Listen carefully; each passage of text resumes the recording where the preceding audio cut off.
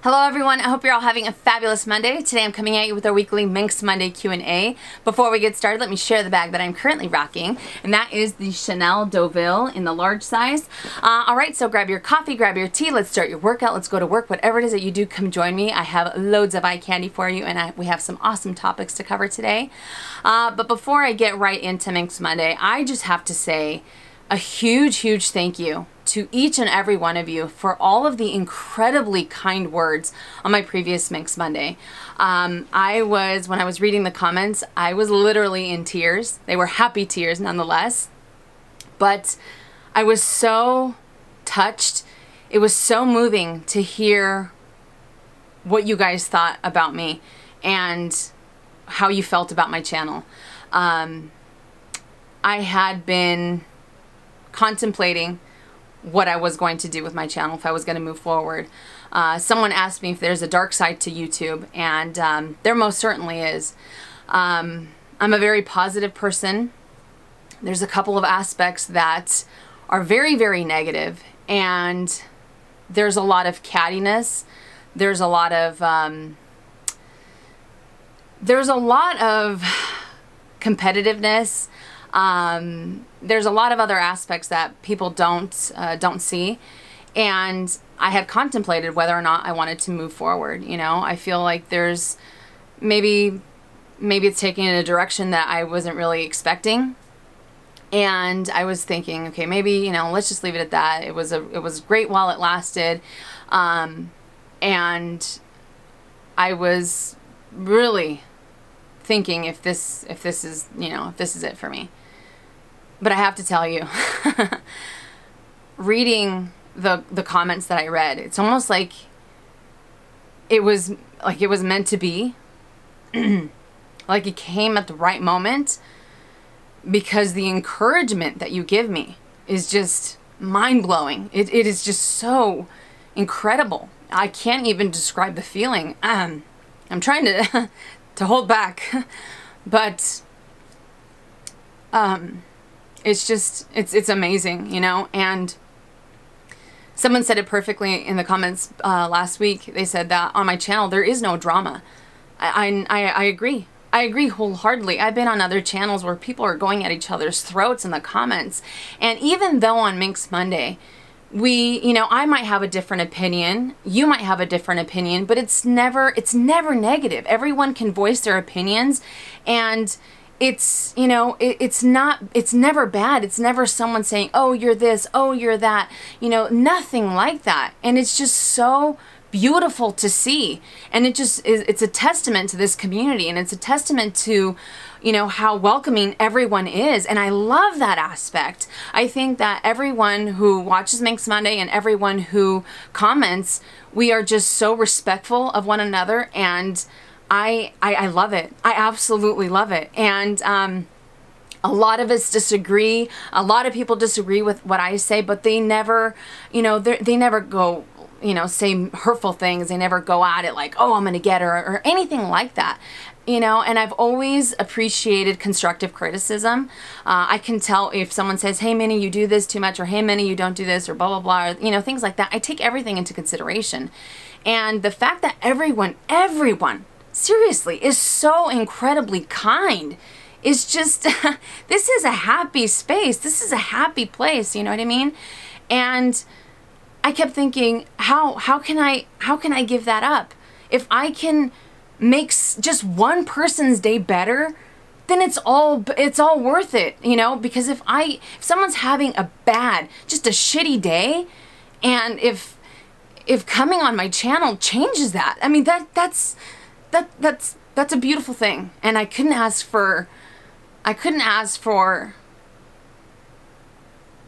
a better group of people to be a part of, you know. And like I said, there are a lot of aspects of YouTube that are very taxing.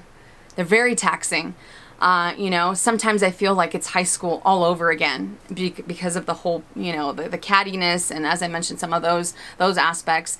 I didn't like high school. I didn't like the whole click thing. That wasn't for me. I am not on YouTube for views. I am not on YouTube for subscribers. I am on YouTube because this is what I love. I enjoy it. I love giving information, and if I can share my information, if I can share my knowledge with someone else, and that way they know about it, and then they tell someone else, that's what YouTube is all about. It's about information, you know. And I seriously cannot thank you guys enough for for being so incredibly kind, such beautiful people. And I can't give up what we have. We have such a connection, and I have really found myself to, I don't really comment so much on my other videos anymore, just because I do get a lot of comments. It's really hard for me to be able to you know, to catch up to them, because there are so many. But on Minks Monday, that's the one video, you know, that's the one part of my channel that I sincerely love connecting with you guys. And if I can continue doing it, if you guys continue to watch my craziness, and if you guys continue to ask questions, that I will continue to be here, because that's what it's about. It's not about anything else. It's not about being competitive. It's not about views. It's not about anything else. It's about the relationships. It's about the feeling that I get when I turn off that camera and I am just like, this is amazing. And then when I get the comments that I get, it's unreal. So thank you guys so much from the bottom of my heart for being such a light on my cloudy days. All right, so now we'll get into the questions. Starting with the first question from JC. The fashion houses seem to make all kinds of things, from the practical to the they make what? What item most surprised you when you learned such and such company makes it? For me, it was a Louis Vuitton punching bag. Not the style of bag, but an actual monogram punching bag with its own case, and apparently there are gloves to match. Great question. You're right, there are some items that these fashion houses have made that seem a little bizarre. You know, personally for me, I would have never thought to have put some of them together, just because I feel like it's so out there. But again, beauty is in the eye of the beholder, right? But the ones that really stick out the most are definitely the Louis Vuitton punching bag that you mentioned.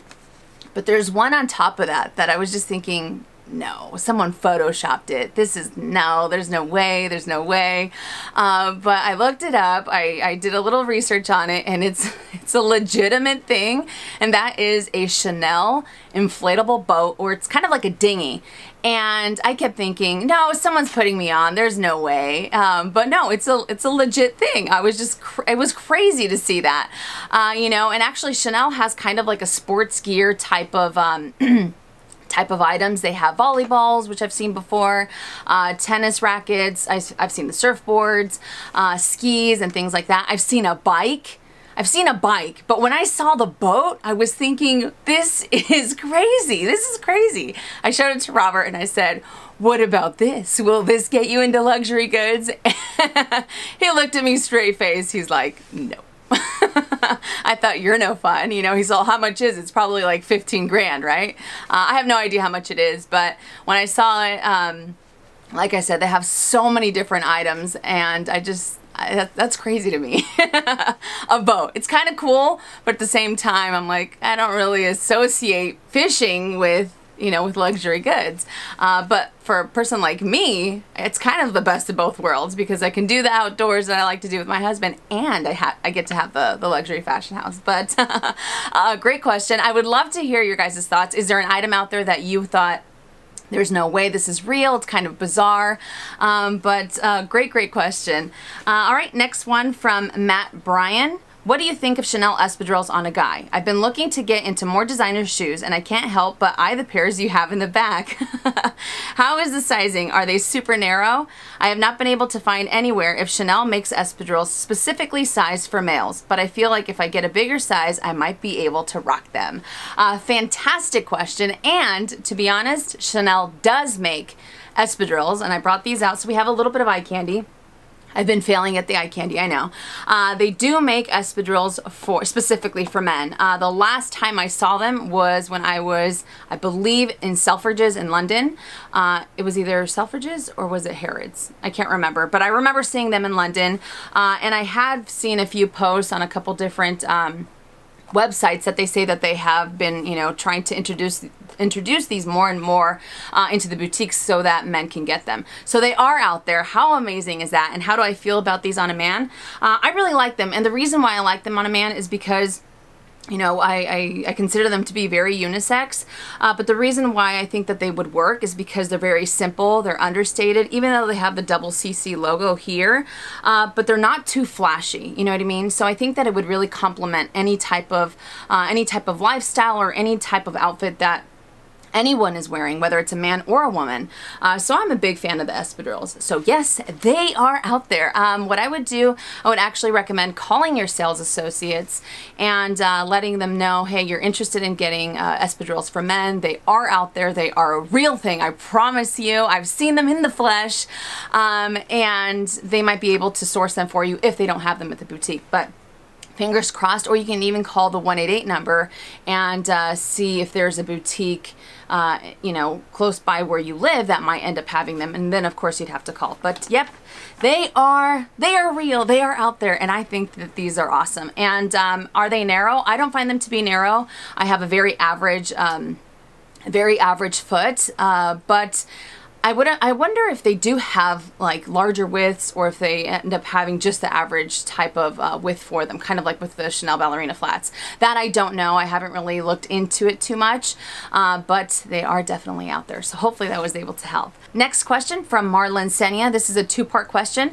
The first one is it normal that people tend to judge you with the type, brand, or price of your bag you are using at work? Absolutely. Absolutely. At my old job, everyone and anyone had something to say about my handbags. They used to call me the handbag junkie, the handbag addict. I had a lot of people that would constantly tell me, oh my God, you're so stupid for buying these bags. That's so ridiculous. It's so much money, blah, blah, blah. And I would just laugh because I just think it's so hilarious when someone tries to tell me what I should or shouldn't do with my funds. Sometimes it would roll off my back, and other times I'd be having a bad day and I'd snap right back at them, you know what I mean? But yeah, they always have something to say, and I'd like to assume that sometimes there's a lot more positivity out there, but sometimes when it comes to the workplace, I find that there's a lot of negativity with what someone else has, whether it's a bag, whether it's a new car, even hairstyles. It just seems like it's very, sometimes it can get very, very catty, and it's kind of sad to see, especially when there's, I mean, we're all adults, you know, and someone's acting like they're 2 years old about what someone else has. So yes, unfortunately. And the second question, I had 2 job interviews recently. During the interview, I used my Louis Vuitton monogram briefcase for my documents, and it seems like both of the HR who interviewed me were kind of feel off with my briefcase, so I felt off as well during the interviews. Shall I use a more discreet briefcase instead, or just use my Louis Vuitton bags during job interviews for me to show them my personality as well? This is an awesome question, and I think that when it comes to job interviews, it can be kind of tricky because you do want to show your personality in a sense, you know, besides what you're bringing to the company. But I strongly feel, as someone who used to interview, that you want to ensure that your outfit, that your accessories are not outshining what you are saying. You want to make sure that there's no distractions.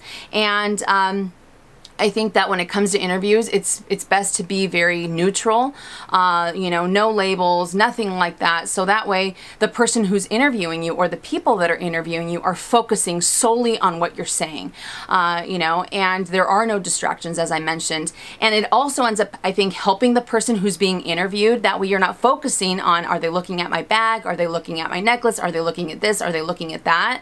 That way you can also focus on what you're saying, and you can, you know, I just feel that it's very professional in that sense to make sure that you're not drawing attention to something else when you want to make sure that in this particular instance, your words are speaking louder than anything else. So that way when you do leave the room, they're not sitting there saying, oh my gosh, did you see the bag? I mean, they can say that, of course.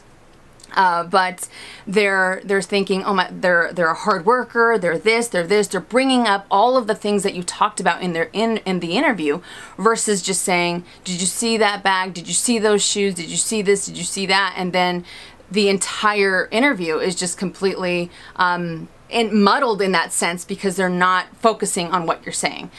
So in my opinion, of course, these are just my 2 cents. I would go for something very subtle, very, very understated. I would go very neutral. So that way, your words, what you're bringing to the company, what you're bringing to the table is what they're focusing on. There's no distractions. There's nothing else, just you, your words. And in that sense, you can also show your personality. It doesn't necessarily have to be, something tangible in order for them to see your personality. You know what I mean? So hopefully that was able to help. Good luck to you in your interviews. I hope you nailed them, and I hope that you're able to, to get the job that you're going after. But hopefully that was able to give you a little bit of feedback. But as always, you don't want your outfit, your accessories to outshine you. Next question from Nicole Martinez. Do you wear socks with your espadrilles? Just wondering if the leather gets too hot on the foot. Great question. Do I wear socks with my espadrilles? I would have to say 97% of the time I do. For me, I really don't like the sensation of going sockless. Whether it's my espadrilles, whether it's my Vans, or any other type of shoe that's closed toe, I just really don't like the feeling of it. But the times that I do go sockless, it'll end up being on this pair of espadrilles, which are my black lambskin, just because they're a little bit more comfortable and they've kind of become my travel shoes. So this is the only time, this is the only shoe that I'll end up going sockless in, and it's very, very seldomly. But does the leather get too hot? Maybe it's because of where I live. It tends to get, very hot and humid. So for me, in the spring and summertime, I just want my toes to be able to just be free. I love sandals, I love slides for that reason. But personally, I'd have to say that because the lambskin is leather, it really allows the foot to breathe very nicely, as opposed to the patent leather or the canvas version. Some people think that the canvas versions are easier on the foot when it's hot, but it's all a matter of personal opinion. And for me, it's definitely the lambskin that I feel can really end up allowing your foot to breathe. So it doesn't get too hot. Just the whole, just the fact that it's so restricting for me is what drives me crazy in the summertime. So I'll end up using these usually in the evening, during spring and summer. But for the most part, I'm in slides, sandals, flip-flops, what have you. But I did want to share the type of socks that I end up wearing with my espadrilles. I do get a lot of questions on these, and I end up wearing these guys. These are the Keds no-show, non-slip little booties. They're very, very small. I prefer the no-show just because they don't go all the way up when it comes to the espadrilles, but sometimes you can end up seeing the socks. And again, because I like to wear them, it just ends up working out for me a lot better. I have tried other brands, and sometimes they end up slipping off the back of my heel. It drives me crazy. Then I have to constantly be adjusting them. But when I found these guys, I just felt that they're very comfortable in themselves and they don't end up slipping off. So I don't have to worry about it. I got these in Costco. I think they were like $6.99 or $7.99 for 6 pairs.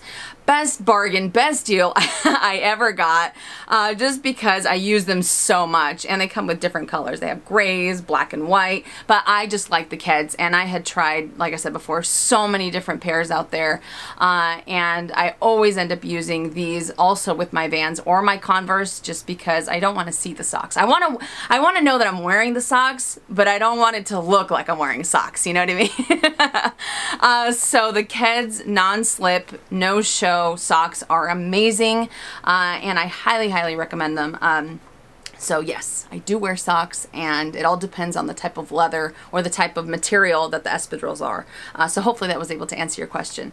All right, next one from NP. I already have the Chanel Maxi, the Jumbo, the medium large, and I'm looking to purchase a mini. Because I have all of the mentioned flat bags, rectangular shape, would you advise me to go for the square mini? Do you have any thoughts on that? I did see your detailed mini review, but wondering if a square would be a good addition to my collection. All right, so first and foremost, what a fabulous collection. That is awesome. I mean, you have all of them. That's crazy. I love it. So major kudos. And would I advise you to get a square mini? I think that a square mini would add a really nice variety to your collection, just because you already have, as you mentioned, the rectangular side of them. The mini is, you know, it's such a great bag. Personally for me, I ended up going for the rectangular. I had the option of both once upon a time. I ended up going for the rectangular just because of my body frame. I feel that it's a little bit more proportionate to my, you know, to my size. And I like both of them though. The mini is just, it's so incredibly cute. It also has a fantastic resale value because it's so sought after. It's very popular. So that's one thing, you know, that's another thing that you can take into consideration. But if you want something a little bit different than what you already have, like I said, if you want to add that variety, then I most certainly say that going for a square mini would be a fantastic way to go. You know, and it does fit quite a bit in there. I know that from what I ended up seeing, that the rectangular and the square end up fitting just about the same things, because the rectangular is a little bit longer and the square is a little bit wider. So it all depends on the items that you're fitting in there, but I think it would be a fabulous addition to your already amazing collection. So yes, hopefully that was able to to help. Next question from Tomodachi. Hopefully I said that correctly. What do you think of Gucci sneakers? I love them. I absolutely love them. A lot of you know that I am a huge sneakerhead. I do like Espadrilles. I do like the slides and flip-flops and all that other stuff. But when it comes to my all-time favorite type of shoe, it's definitely going to be sneakers. And the Gucci sneakers, especially that are available now, I am a sucker for them. I have on more than one occasion tried to buy them, and usually something else ends up catching my eye more than the sneakers. But when it comes to sneakers in general, I really end up going outside of my comfort zone. I know that usually when it comes to handbags, I go for neutral, I go for safe colors, some people might say, also with my wardrobe, as far as the clothing goes. But when it comes to sneakers, I am all over the place. The louder they are, the more detailed they are, the glitter, I mean everything. That is something that really attracts me to them. But there is a pair out there that I really like because they are red and green. And one side of the shoe is green, the other side is red. So I like that it's very different. They have glitter on them. There's a pair that has either bees or hearts. I prefer the hearts, but they're just so fun, and they're extremely comfortable. Like I said before, I have tried them on, and some people have said that when they go out and about and they're wearing them, that they just feel that they can wear them for numerous amounts of hours because of how comfortable they are. So that's awesome as well. So the fact that they're fun, the fact that they're comfortable, the fact that they add so much personality to your outfits, I think is awesome. So yeah, I'm all for Gucci sneakers. The louder they are, the more embellishments they have, the better for me. I mean, you guys know how I feel about my Kurt Geiger ones. Those are just like, it's just like a flash of sparkle because they have so many crystals, and I love every minute of it when I wear them. Next question from Shopping with a Passion. Would you add another Alma BB or Speedy B25 to your collection? I know, like myself, you recently are into crossbody or long shoulder strap bags, the Pochette Métis, the Alma BB, the Speedy B25, but I wondered if you would double up on either the Alma BB or the Speedy B25. Alright, so I didn't bring out the Speedy B25, but it's back there. You guys can check it out. And then here is the Alma BB in the Damien Ben print. I do love both bags. If I would have to pick between the two, hands down, I would end up choosing the Speedy B25. Not that I don't like the Alma BB. I think it's a great bag. I think it's very misleading. Some people might think that you can only end up fitting just a few things in there, but you can actually fit a lot more, you know, than people would expect. So I do love this bag. I think it's, you know, I think it's a great bag. But I feel that the Speedy B25 is just a tad more versatile. This one is versatile. I'm not saying that it's not. You can use it on your shoulders. Some people can get away with using it crossbody. I cannot. You know, and I think that because I can end up using the Speedy B25 crossbody if I wanted to, or actually that's the way I end up using it, I feel that that kind of just brings it a tad higher up you know, on my list between the two. But again, it's nothing against the Alma BB. I think it's a great bag, but just the Speedy B25, the fact that it's so much more versatile. And I'd also have to say the fact that you don't have to go as compact, because yes, you can end up fitting quite a bit in here, but you end up having to go for smaller items, you know, or if you end up going for a larger wallet in here, it really takes away from how much more you can end up fitting in there. So you have to go a little bit more compact with this than with the Speedy B25. You can end up fitting so much more in there. The fact that you can go crossbody, the fact that you can use it on your shoulder, you can hand carry it. There's just so many more options, I feel, when it comes to that bag. And you know, I'm such a sucker for the bag. I never thought in a million years I would ever think that, I would ever say that, you know what I mean? But I am a big fan of this bag. I think it's very, very beautiful, but when it comes to how much more, or which one brings more to the table, by all means, I feel it's the Speedy B25. And the last question from CatLuxLove8811. I want to get the Coco handle, but to fund it, I am thinking of selling my GST. Is this a good idea? I don't reach for the GST, but I still kind of like it for casual business days. But the Coco handle I also love because it is a crossbody, and I can see myself reaching for it a lot like my Pochette Matisse. What are your thoughts? Do you think the GST will ever go out of style? My GST is in the black caviar and the silver hardware. Fabulous, fabulous bag. This is a wonderful question. And, you know, only you will know the right decision. You know, I can sit here and tell you what I think, and someone else might tell you either keep it or sell it. But ultimately, it's up to you and how you feel about the bag. And the last thing that you want to do is to experience seller's remorse. So I would maybe sit on it a little bit longer until you know for sure if that's something that you want to, sell. But the Coco handle, I think, is a fantastic bag. I love the versatility that it has. It's also very, it has a very classic look to it. It's very chic, and I think that it's very, you know, it appeals to a lot of people just because it's not too flashy. You know what I mean? When it comes to the GST, and here I have a little bit more eye candy. I do have two in my collection. This is the black caviar with the gold hardware, and I have the beige clair with the silver hardware. And I know exactly what you mean. You know, you like the bag, you're thinking, should I sell it, should I not? There's still something that kind of holds you to it. And maybe it's because I'm a little biased when it comes to the GST. I just love, there's something about it. Some people might think that it's very, very gaudy because of the double CC logo. It's not very modern. You know, it's just kind of been around for so long. I foresee it staying a classic. I foresee it never going out of style just because of the silhouette that it has. But again, I might be a little biased. But I feel that the Coco handle is very modern looking, but it's also very classic. It's kind of like the best of both worlds. And the fact that you can use it crossbody, as you mentioned, adds again to the versatility of it. So the fact that you're going to be reaching for a bag a lot more than one that you already have in your collection, that's where, you know, that's where I kind of look at it as it's a great bag. It's a beautiful bag as far as the GST. But if I can end up using another bag by selling this one that just, you know, that ends up sitting in my wardrobe, I would much rather go for the one that I will end up using a lot more. So it's all a matter of being able to detach from the bag. Trust me, I know. And I have now come to terms that I will be selling my beige clair GST. I love the bag. It's a beautiful bag, but I don't use it.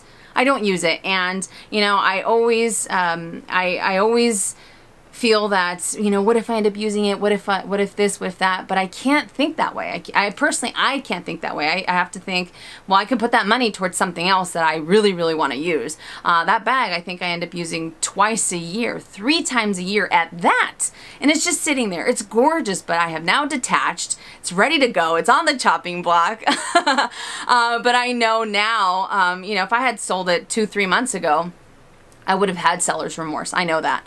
And because I've held off, because I've now 100% detached from it, I'm just going to be like, okay, it's a beautiful bag, but it's going to go to someone who really, really will end up enjoying the bag. So that's my advice to you. Only you will know if it's the right move for you. Like I said, I can sit here and tell you something. Someone else can tell you their opinion, but you have to go with your heart of hearts. If you really love the Coco handle and you feel that you'll end up reaching for it a lot more, then go that route. But if you feel that you're going to have any type of seller's remorse when it comes to your GST, then I would sit on it just a a little bit longer until you know what's the right decision, what's the best step for you. So hopefully that was able to help. But the Coco Handle, as I mentioned, is just a beautiful, beautiful bag. It's the best of both worlds. But I do like the GST. And someone asked me if I would ever end up selling this. I don't foresee myself selling this anytime soon. I don't think I see myself selling it within 10 years or anything like that. You never know what the future holds, so I can never say, never say never. But the beige one. The beige one's gotta go. So hopefully that was able to give you a little bit of insight and maybe just a little bit more help in your decision. All right, you guys. So that does it for Minks Monday Q&A. I think that this one's a little bit shorter, just because I had a crazy weekend dealing with a few things, but I really enjoyed answering your guys' questions. I hope I was able to help and give you a little bit of feedback. But again, I have to say thank you so much for all of the love, for all of the support that you guys have given me, and you are just all such a breath of fresh air, and I am forever thankful for that. So thank you so much for watching, and I will see you at random times this week. I'm gonna shoot for Tuesday. I do have a what's in my bag for my Chanel Deauville, and I have a tag video that my beautiful friend Andre tagged me to do, so I would like to get that up later this week. And then yeah, I think I might have one more, but we will see. But thank you so much for watching, and I will see you all next time. And as always, make it a fabulous day or not. The choice is yours. Have a great day, you guys.